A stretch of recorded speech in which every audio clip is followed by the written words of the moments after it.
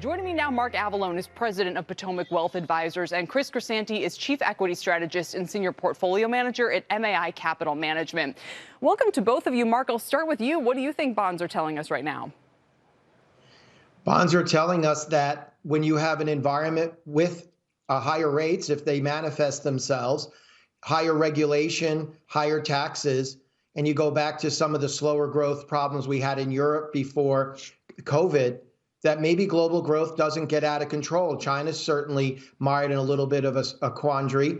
So I think what's happening in the interest rate markets, they're saying, hey, slow down. This may not just spiral out of control and be an unmitigated growth spurt for several years to come, and that there are risks to economic expansion.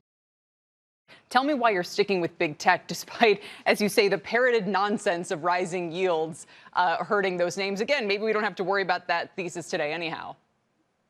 That's right. And maybe that's one of the reasons you're seeing tech do so well today and JP Morgan lagging.